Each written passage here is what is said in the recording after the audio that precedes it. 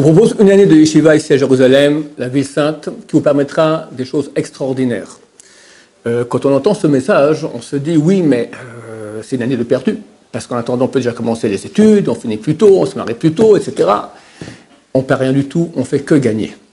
Au niveau de la maturité, ici, il y a par le fait qu'on étudie la Torah et on vit en société, les personnes grandissent. Elles deviennent responsables, elles savent aussi avoir un rapport avec l'autre, bien construit, chose essentielle pour le mariage. Aujourd'hui, c'est très dur un mariage. Très souvent, on tombe amoureux, on attend, ok, j'ai déjà suffisamment d'argent pour assurer, et on se marie. Mais t'es pas prêt. T'as de l'argent, t'as l'âge, mais t'es pas prêt. Et ça fait un grand boum badamoum.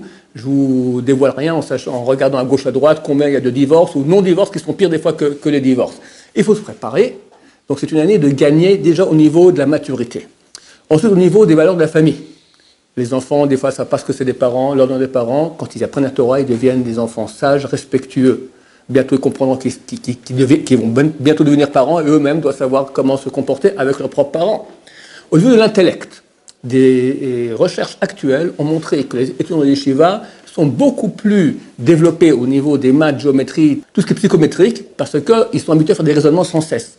Quand on vient ici, pendant une année, on étudie la Gemara, pendant 8 heures par jour, on développe, c'est comme un muscle, on développe un esprit, on devient intelligent, rapide. C'est connu que les Bahouré et Shevot, quand ils sont dans les affaires, ce sont des requins, ils sont très bons, parce qu'ils sont très rapides. En Corée, on étudie le Talmud.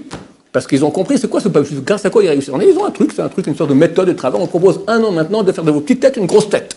Donc c'est complètement gagné. Ceux qui ne sont pas habitués à faire de la Gemara ne pourront pas faire 8 heures d'un coup, c'est trop pour le cerveau. Alors, on a un programme adapté, aussi pour les moins habitués à la Gemara, 3 heures le matin, l'après-midi, connaissance de soi-même.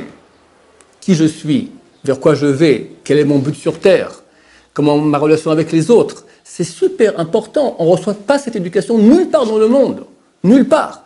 Et enfin, tu es juif, tu as un patrimoine tellement riche, tellement grand qu'aucun peuple a.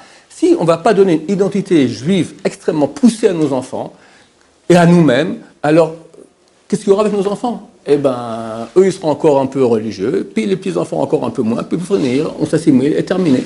Nous sommes aujourd'hui, allez, disons 15 millions de juifs. On aurait dû être plus d'un demi-milliard. Où ont disparu tous ces centaines de millions qui manquent? Pas la Shoah, pas les pogroms, essentiellement l'assimilation. Pourquoi on s'assimile? Parce qu'on n'a pas de bonne raison de rester juif. Ici, on va inculquer aux élèves, aux futurs parents, les bonnes raisons d'être juifs, qui pourront inculquer à leurs enfants, qui inculqueront à leurs petits-enfants, etc.